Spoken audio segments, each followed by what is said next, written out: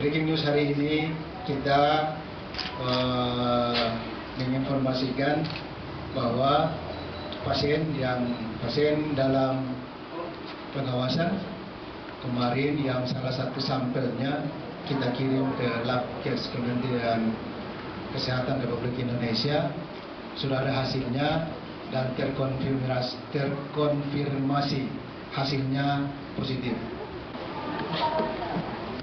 Sejak tadi kronologisnya jam 4 kurang lebih, jam 4 subuh sini itu kita diberitahu melalui telepon dari Labkes bahwa hasilnya positif. Kemudian pagi kita langsung berkoordinasi dengan pihak Kodam, Polda dan pihak Wali Kota Ambon. Tentunya dengan gugus tugas nasional.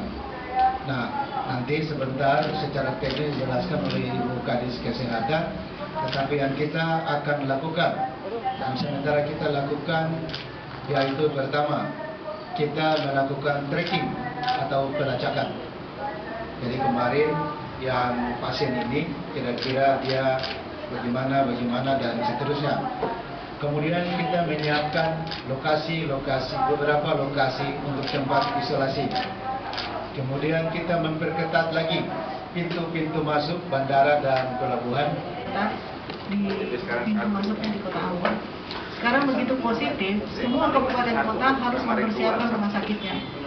Dan bahkan ada beberapa kabupaten yang memang secara cepat membangun ruang isolasi, penambahan ruang isolasi.